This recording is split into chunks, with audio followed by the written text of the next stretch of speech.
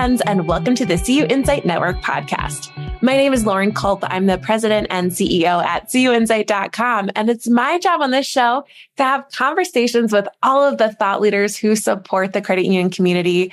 Together, we get to identify the issues that affect credit unions and talk about the best practices that exist so that we can learn from one another and improve our industry together. My guest on today's show, I'm really excited about. Joining me is Barbara Mojica. She's the executive director at NLCUP, the National Association of Latino Credit Unions and Professionals. Barbara, thank you so much for being here. Thank you so much for having me, Lauren. I always start these episodes with the same question. Most of us did not grow up thinking we would get to work with credit unions, but what did you want to be growing up? Oh, I love this question because I always wanted to be a teacher. So that was my dream job growing up. That is great. I think in some ways you probably still get to use the sort of educational flair in your role now. But tell me a little bit about what it was like, what the journey was like to your current role as executive director at NLCUP. Yeah. And yes, I definitely get to be a teacher in this role. So I'm very thankful that I still get to live that dream. But coming to NLCUP, I actually met Maria Martinez, my board chairwoman, when I crashed the GEC back in 2018, best class ever.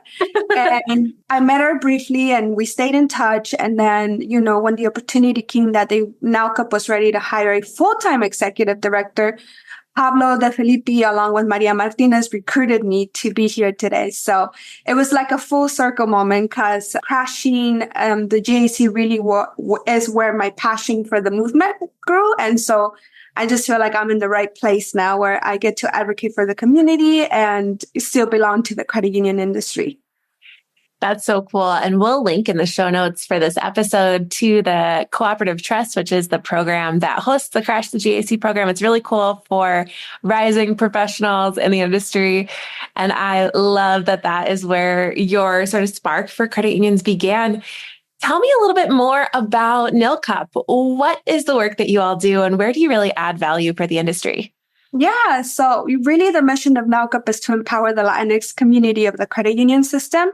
And where we add value is really helping our credit union members and business associates and individual members just see how to serve the Latino community better and also internally, right? And strengthen the relationships between the employer and the employees, especially those Latino employees, and helping credit unions just fully understand what can they do to ensure that the Latino Latinx community is advancing in the roles and they become passionate about the credit union movement.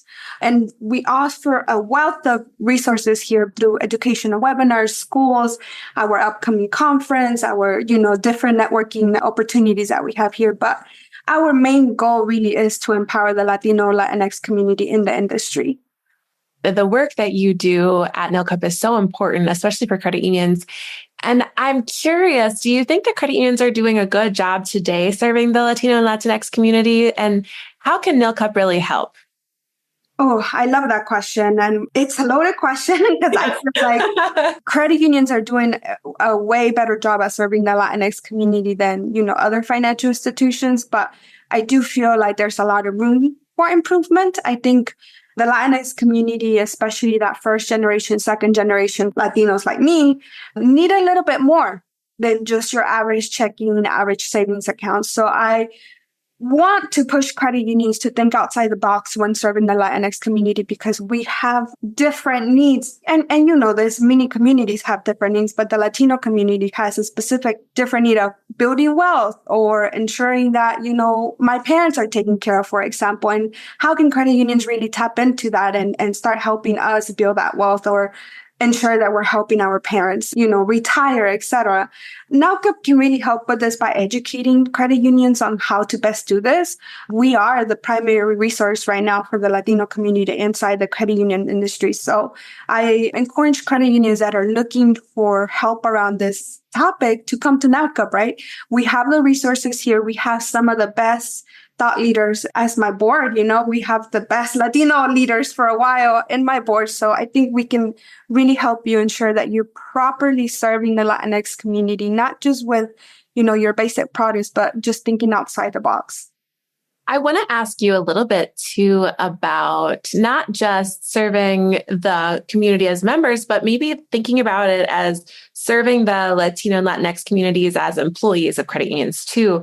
And diverse representation all throughout the organization really matters, but especially at the C-suite and board level. And from your perspective, do you think that Hispanic and Latinx folks are well represented in credit union leadership? And what can we do to maybe move the needle in a positive direction? Yeah.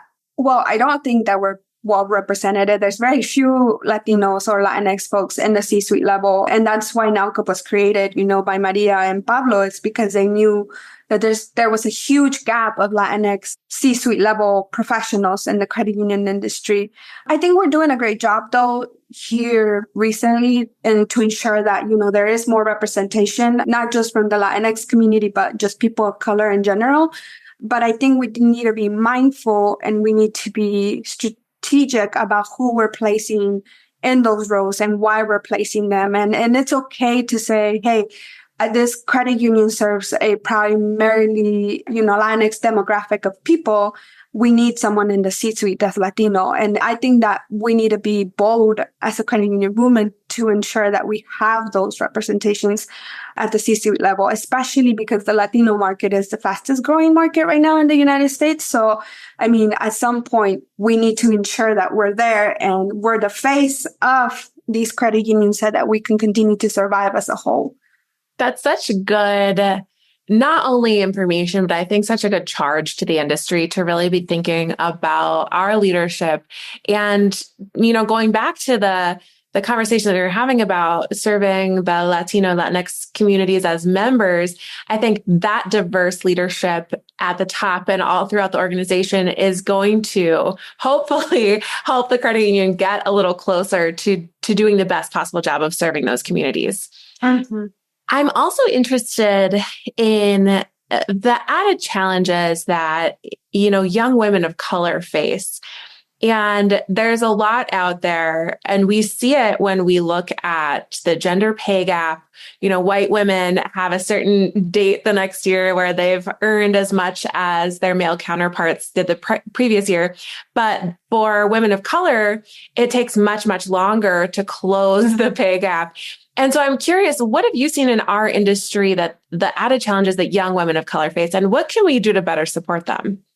Loaded question again, but it's an awesome question because I know you and I are both passionate about this. Yeah. Let me speak for myself as a person of color who's young. I grew up undocumented in this country. And honestly, I'm the first in my family to do many things and in that sense, be a leader in an industry. And I feel that pay is very important. And I think that other women, especially white women, should encourage us to ask what we're worth, because sometimes when we get the opportunities as women of color to be in leadership roles, we'll just take whatever, right? Because it's like, well, I'm the first one in my family to do this. So let me just sacrifice this so that other people won't have to sacrifice that. But I've come to the conclusion that that's just not the right mentality, that we should want those things and also want to be paid more, or at least fairly, or at least equivalent to what other white women are making in the same roles. And when it comes to supporting women of color, at least for me, I always feel like allyship, is the best way. When you see me struggling or you can tell in my face like something is wrong, or if I'm asking for reassurance, I think that should be given. And I think the industry does a great job at that. But I do think that we need to have more exposure and more real talks about the experiences, not only women of color, but just women in leadership in an industry that has been dominated by men for so long. And personally, I would say the best advice, and if you're a white male or a white woman, is to, include and be intentional about including the young women of color in your roundtables, in your, whatever meetings are important. Make sure that you're not leaving those folks behind. That's such good advice, and it's such a critical imperative for our industry. And speaking of meetings, I know that you all at NLCUP have a conference coming up in September. Can you tell us a little bit about that? Who should attend? Yes, we are so excited to be having our conference in September in San Antonio, Texas. So it's going to be a huge culture event for us. It's actually happening around the Hispanic Latinx Heritage Month. So I very much encourage anyone to come, really.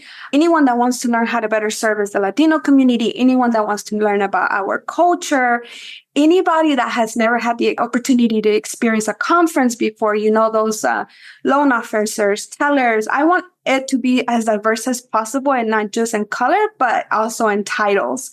I think that I'm fostering, or at least I hope that NLCUP is fostering an environment where everyone feels welcome and not just people at the C-suite levels. So I hope that I can see, so many of the folks that are really the backbone of our credit union industry, those tellers, the loan officers, again, those folks that don't often get the opportunity to attend conferences. And we're so excited to launch it. It's a 3-day conference happening from September 15th through September 17th of this year. So I hope to see you guys all there. Wonderful. We're going to link to that event, the registration page for it, in the show notes here too. So if you're interested in getting involved, definitely sounds like it'll be an amazing conference. And Barbara, as we look to the future, what is your focus for NLCUP and the work that you do for the road ahead?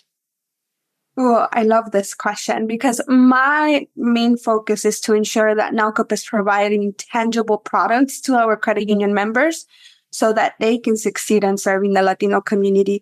I don't think that I can move the needle enough if I'm not providing them with tangible resources. And when I speak and advocate for my community, I believe that that's just simply not enough, just to say that that I support and want my Latino community to do better.